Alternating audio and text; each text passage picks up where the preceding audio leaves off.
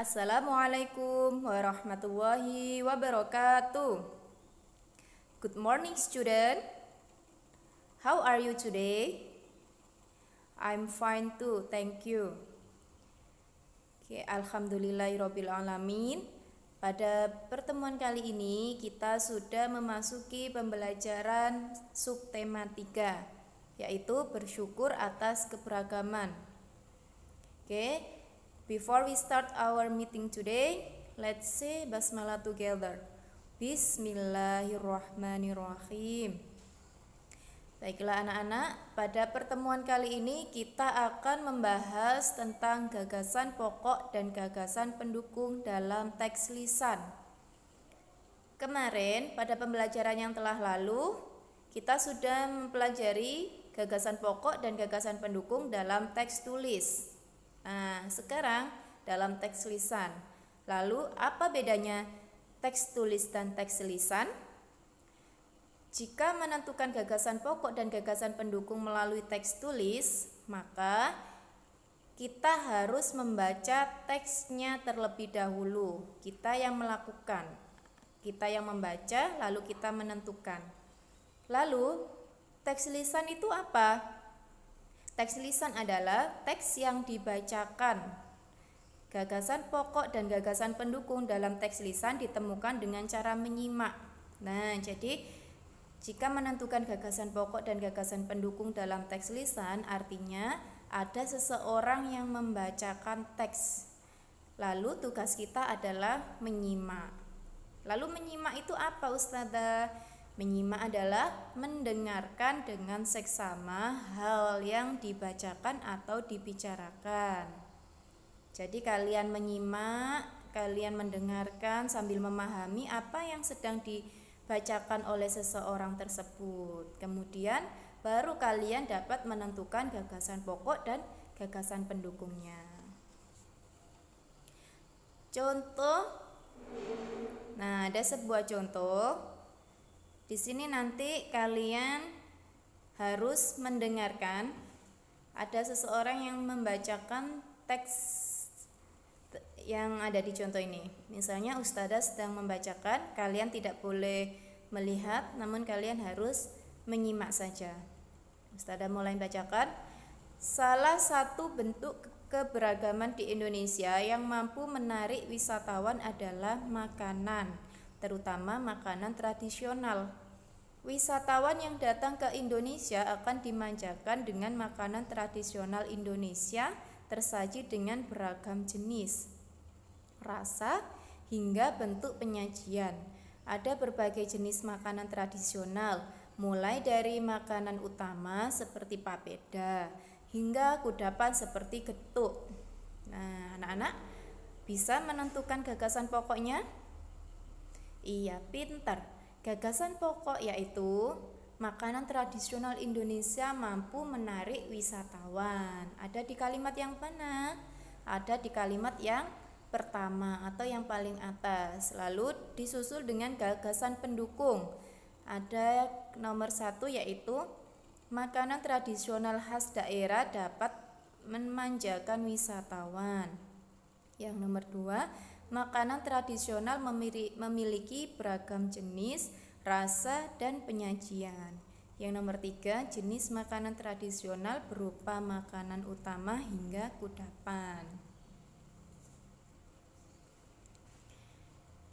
Nah, di sini kalian bisa meminta pertolongan atau bantuan kepada teman kalian atau seseorang untuk membacakan suatu teks dan kalian menebak gagasan pokok dan gagasan pendukungnya. Nah, di sini ada contoh lagi, yaitu menceritakan permainan tradisional Indonesia. Permainan tradisional Indonesia mengajarkan kita banyak hal, antara lain kerjasama, kejujuran, dan kekompakan. Teman kalian bisa menceritakan salah satu permainan Indonesia ini. Ada engklek, ada egrang, gasing, bentengan, atau ular naga. Oke. Coba kalian meminta tolong kepada teman kalian untuk menceritakan salah satunya, kemudian kalian yang menentukan gagasan pokok dan gagasan pendukungnya.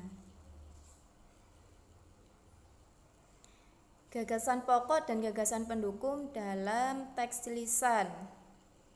Identifikasi gagasan pokok dan gagasan pendukung dalam teks yang dibacakan.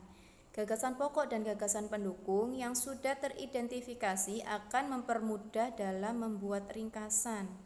Nah, ini kalian nanti akan bertemu dengan ringkasan lagi, tapi dengan cara ringkasan teks lisan, okay?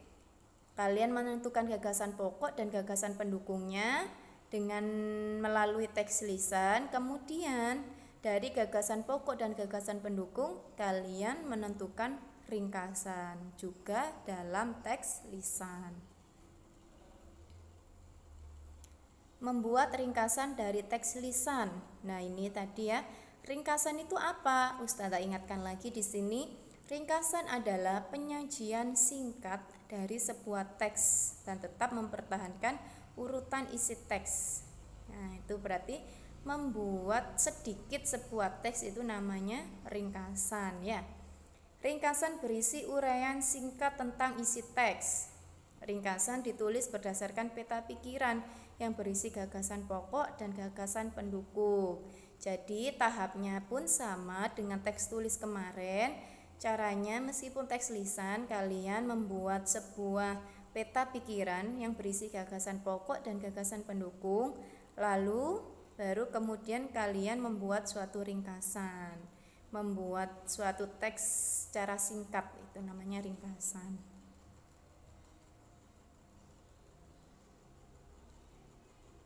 Belajar memahami perbedaan melalui teks. Ringkasan adalah penyajian singkat dari sebuah teks dengan tetap mempertahankan urutan isi teks. Ringkasan berisi uraian singkat tentang isi teks. Ringkasan ditulis berdasarkan peta pikiran yang berisi gagasan pokok dan gagasan pendukung dalam teks lisan.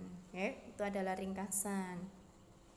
Mintalah bantuan orang tua kalian untuk membacakan teks bacaan Faham Bobatu. Nah, ini ada di buku ya, di buku tematik. Tugas kalian adalah menyimak dengan seksama. Kemudian tentukan dan tulislah gagasan pokok dan gagasan pendukung di buku paket halaman 147 dari teks lisan yang telah dibacakan. Nanti kalian meminta bantuan orang tua boleh, saudara boleh. Kalian tugasnya hanya menyimak, tidak boleh membaca. Ini adalah sebuah latihan ya anak-anak. Latihan untuk konsentrasi. Latihan kalian konsentrasi, apakah kalian dapat menentukan gagasan pokok dan gagasan pendukung melalui teks yang dibacakan oleh orang lain. Kemudian nanti kalau sudah, kalian isi di buku paket halaman 147.